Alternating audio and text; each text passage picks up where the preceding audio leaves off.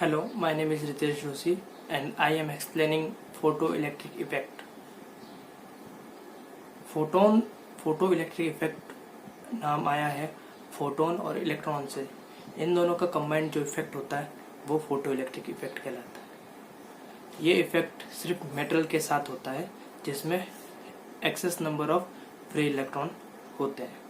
अब पहले बात कर लेते हैं मेटल्स के बारे में। तो जो भी मटेरियल्स होते हैं, पदार्थ जिसे बोलते हैं, उनको तीन कैटेगरी में बांटा गया है: मेटल्स, सेमीकंडक्टर, इंसुलेटर। मेटल्स वो होते हैं जिसमें नंबर ऑफ फ्री इलेक्ट्रॉन ज़्यादा होते हैं।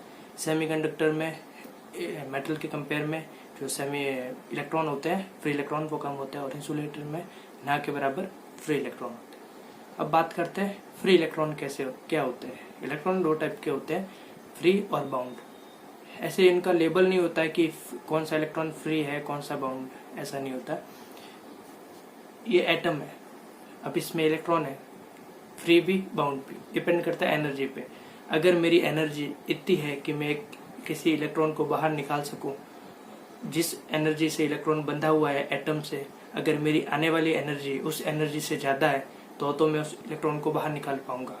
इस कंडीशन में कि वो इलेक्ट्रॉन आने वाली एनर्जी, जिसकी एनर्जी इलेक्ट्रॉन बंधा हुआ है, उसकी एनर्जी, इलेक्ट्रॉन की एनर्जी आने वाली एनर्जी से कम है, इस कंडीशन में ये आने वाली एनर्जी इस इलेक्ट्रॉन को बाहर निकाल देगी। तो इस कंडीशन में ये इलेक्ट्रॉन फ्री इलेक्ट्रॉन कहलाएगा। और अगर ये इलेक्ट्रॉन बंधा हुआ है ज़्यादा एनर्जी से और जो मेरी इंसिडेंट एनर्जी है वो है कम, तो जो इंसिडेंट एनर्जी आएगी वो मेरे इस इलेक्ट्रॉन को बाहर नहीं निकाल पाएगी। तो ये इस कंडीशन में जो मेरा इलेक्ट्रॉन होगा वो बाउंड इलेक्ट्रॉन कहलाएगा। तो कोई भी इलेक्ट्रॉन बाउंड या फ्री तब कहलाएगा जब इंसिडेंट एनर्जी अगर उससे बाइंडिंग एनर्जी जिससे ये बंधा हुआ है उससे अगर ज़्यादा है तो वो इलेक्ट्रॉन बाहर निकल जाएगा, तो वो हो गया फ्री इलेक्ट्रॉन। और अगर इंसिडेंट एनर्जी कम है कंपेयर टू उसकी बाइंडिंग एनर्जी के, तो वो इस इलेक्ट्रॉन को बाहर नहीं निकाल पाएगी, तो उस इलेक्ट्रॉन को बाउंड इलेक्ट्रॉन कहेंगे। तो इस कंडीशन में जो मेटल्स होता है उसमें अपने को पता है excess number of free electron होते हैं, ठीक है। अब इस कंडीशन में अगर हमारी जो सन से जो एनर्जी आती है, सन की, जिसे सन रेज बोलते हैं, वो भी छोटे छोटे पार्टिकल से बनी होती है जिसे फोटोन कहते हैं। ये एनर्जी की जो फॉर्म होती है उसमें पैकेट के फॉर्म में एनर्जी होती है जिसे फोटोन कहते हैं। जैसे अपने करेंसी की सबसे छोटी यूनिट 1 रुपया है। 1 रुपये से अपन इकट्ठे करके 1000 भी बना सकते हैं, 100 बना सकते हैं, लाख बना सकते हैं, करोड़ बना सकते हैं, एक एक सिक्के कलेक्ट करके। उसी तरह फोटोन मर्ज करके बड़ी बड़ी एनर्जी क्रिएट होती है। तो सबसे छोटी जो यूनिट होती है वो फोटोन के रूप में होती है। तो जो पार्टिकल होते हैं लाइट के, जो हमारे सनरेज जो हमारे पास आती है, उसको फोटोन बोलते हैं। फोटोन जो होते हैं वो लाइट की स्पीड से ट्रैवल करते हैं। उनमें मास बिल्कुल नहीं होता है, उनमें छोटी सी एनर्जी का एक पैकेट होता है। अब जो सन से जो रेज आती है हमारे पास, वो फोटॉन्स के रूप में आती है। उसी तरह कोई अगर सोर्स से अपन एनर्जी इंसिडेंट करवाते हैं मेटल पे, तो जब एनर्जी उस पर आती है E=h², प्लैंक्स का जो फॉर्मूला है एनर्जी का, E=h², जहाँ E एनर्जी है, H प्लैंक कांस्टेंट है, और जो न्यू है वो है फ्रीक्वेंसी। E=h² के अकॉर्डिंग एनर्जी और फ्रीक्वेंसी एक दूसरे के प्रोपोर्शनल है। ज़्यादा फ्रीक्वेंसी इक्वल टू ज़्यादा एनर्जी इक्वल टू ज़्यादा फ्रीक्वेंसी, ऐसे।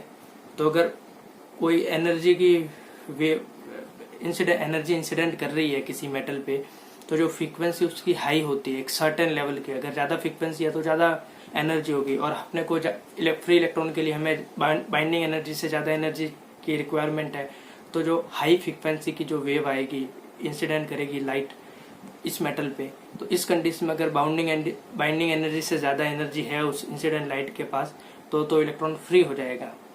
और अगर कम एनर्जी है तो कम एनर्जी यानी कम फ्रीक्वेंसी, अगर कम फ्रीक्वेंसी है तो हमारा इलेक्ट्रॉन फ्री नहीं होगा। तो एक सर्टेन एनर्जी की रिक्वायरमेंट है हमें, सर्टेन एनर्जी यानी सर्टेन फ्रीक्वेंसी की। उस फ्रीक्वेंसी या उस एनर्जी से अगर ज़्यादा एनर्जी हमारे पास इंसिडेंट हो रही है तो फोटो इलेक्ट्रिक इफेक्ट होगा। फोटो इलेक्ट्रिक इफेक्ट में क्या होगा कि जो इलेक्ट्रॉन जो मेटल्स में है वो सरफेस पे आ जाएगा, बाहर निकल जाएगा। और अगर इंसिडेंट एनर्जी और ज़्यादा है तो वो बाहर निकल के वेलोसिटी भी मिल जाएगी और वो मोशन भी करेगा। इस कंडीशन में वो मिनिमम एनर्जी जो इलेक्ट्रॉन को सरफेस पे लेके आ जाए वो एनर्जी कहलाती है या जो वो फ्रीक्वेंसी कहलाती है थ्रेशोल्ड फ्रीक्वेंसी। हमारे पास फोटो इलेक्ट्रिक इफेक्ट होने के लिए थ्रेशोल्ड फ्रीक्वेंसी होनी जरूरी है। अगर मान लेते हैं मिनिमम एनर्जी बाइंडिंग एनर्जी की एक सर्टेन फिक्स वैल्यू होती है, तो थ्रेशोल्ड की भी एक सर्टेन फिक्स वैल्यू हो जाती है मटेरियल के हिसाब से। मटेरियल चेंज करोगे तो थ्रेशोल्ड फ्रीक्वेंसी भी चेंज होगी, क्योंकि एक मेटल में सभी जो बाइंडिंग एनर्जी सभी के लिए सेम होती है। जैसे मटेरियल चेंज करेंगे उनकी बाइंडिंग एनर्जी चेंज होगी, तो इसीलिए इस दूसरे सब्सटेंस के लिए जो हमारी थ्रेशोल्ड फ्रीक्वेंसी है वो भी हमारी चेंज होगी। ये थ्रेशोल्ड फ्रीक्वेंसी मटेरियल पे डिपेंड करती है। आपने मटेरियल चेंज कर दिया तो थ्रेशोल्ड फ्रीक्वेंसी चेंज हो जाएगी। तो एक चीज हमें समझ में आ गई कि हमारे फोटो इलेक्ट्रिक इफेक्ट होने के लिए हमारी जो फ्रीक्वेंसी है वो थ्रेशोल्ड फ्रीक्वेंसी से ज्यादा होनी चाहिए। अगर ऐसा हो गया तो हमारा इलेक्ट्रॉन बाहर मूव कर जाएगा। अब एनर्जी के रूल के अकॉर्डिंग एनर्जी कंजर्व होती है, ट्रांसफर हो सकती है, क्रिएट नहीं कर सकती। एनर्जी कंजर्वेशन लॉ फॉलो करती है और energy neither created not destroyed, so and it can be transferred from one form of energy to another. अब जब energy E equal to H nu, हम मान लेते हैं कि जो एनर्जी आ रही है वो E equal to H nu है और उसकी फ्रीक्वेंसी थ्रेशोल्ड फ्रीक्वेंसी से ज्यादा है। तो थ्रेशोल्ड फ्रीक्वेंसी से ज्यादा है तो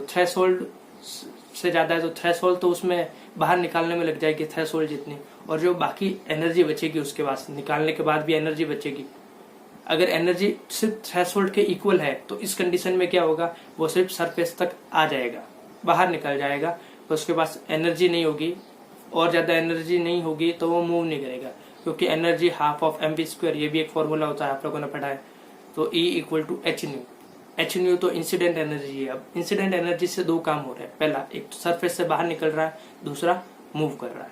सरफेस से बाहर निकालने के लिए हमें वर्क फंक्शन जिसे बोलते हैं, उतनी एनर्जी के ये हमारे बाइंडिंग एनर्जी से निकल गए सरफेस पे आ जाए, तो उसमें जो एनर्जी कंज्यूम हो जाएगी, जो एनर्जी खर्च हो जाएगी, वो तो हमारी हो जाएगी बाइंडिंग एनर्जी, वर्क फंक्शन, वो हमारा वर्क फंक्शन हो जाएगा। और जो रिमेनिंग एनर्जी होगी सरफेस पे आने के बाद, वो एनर्जी जो इंसिडेंट एनर्जी आएगी वो काइनेटिक एनर्जी के फॉर्म में कन्वर्ट हो जाएगी। तो काइनेटिक एनर्जी का फॉर्मूला हमें पता है, E equal to half of mv², energy proportional to velocity. अब जो एनर्जी बची है वो उसको वेलोसिटी दे देगी, इसलिए वो मूव करना चालू हो जाएगा। तो हमारा फॉर्मूला हमें आराम से समझ में आ गया कि फोटो इलेक्ट्रिक इफेक्ट में दो तरह के काम होते हैं। पहला तो वर्क फंक्शन, सरफेस पे आएगा, इलेक्ट्रॉन बाउंड है तो फ्री होके सरफेस पे आ जाएगा। दूसरा जो रिमेनिंग एनर्जी है उसको कन्वर्ट कर देगी उसको काइनेटिक एनर्जी में। तो अब हमारा जो फाइनल एक्सप्रेशन है ये आइंस्टीन फोटो इलेक्ट्रिक इक्वेशन कहलाता है, जिसमें एच न्यू जो है इंसिडेंट एनर्जी है, एच न्यू डैश वो है वर्क फंक्शन, जहाँ न्यू डैश थ्रेशोल्ड की फ्रीक्वेंसी है, और half of mv² kinetic energy है।